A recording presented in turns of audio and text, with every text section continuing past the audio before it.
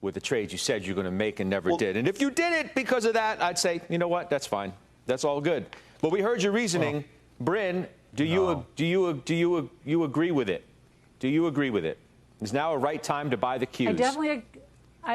I definitely agree with Joe's patience and timing, right? But I think with Joe, what I'm thinking through is we actually sold the Qs when it hit its 200-day, and what we did is took advantage of that rally and went into JEPQ, which really essentially owns the NASDAQ 100 but sells calls against it.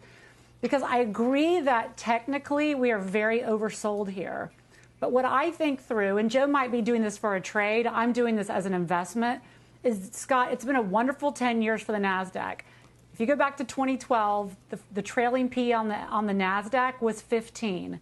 Right now it's at 25, and rates are probably going to go about 75 to 100 basis points higher. And so that's where I struggle from a trading perspective. Maybe you get a little bit of bounce. I still think, though, the NASDAQ stocks are going to remain under pressure until we get a better narrative out of inflation and the Fed. Okay. I know you heard Weiss there. We need to explain to him what a live mic means. Nonetheless, we will fix that, and then we'll hear from. We have Weiss now? He obviously can hear us. All right, there he is. I see him smiling. Weiss, all right, when you talk, your mic is going out.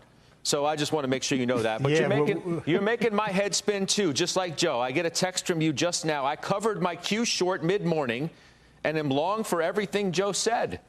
I'll likely sell end of day. Can you explain exactly what's going on? Sure. You know, my view in the market has not changed at all. As a matter of fact, I'm firm in my view that it's a bear market.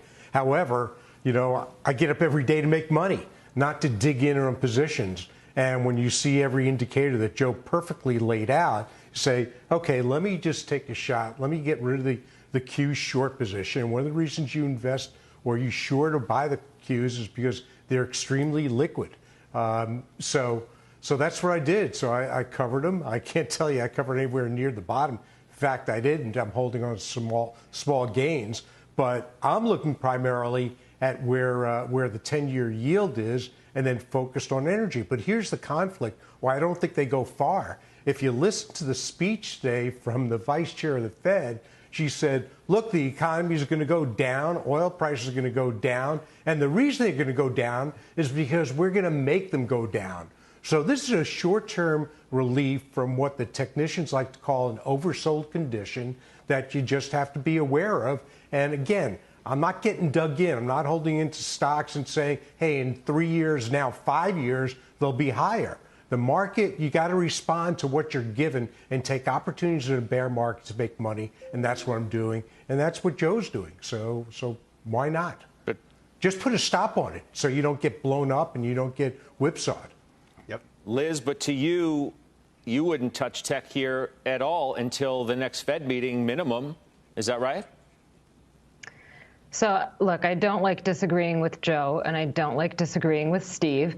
They are both better traders than I and more experienced at trading a market. I am not able to manage my emotions that well. So, yes, I would avoid the Qs here. And I would do that because I still think that we have volatility that's going to continue at least until the next Fed meeting, possibly through the month of September. And we may end up flat for the month, but just stomaching some of those moves is not what I'm trying to do right now. I think that tech has been sold and it continues to see pressure just from macro forces. Those macro forces are not gone. Maybe they've relaxed a bit, but they're not gone. And tech is going to continue to be the poster child for what feels pain in this environment.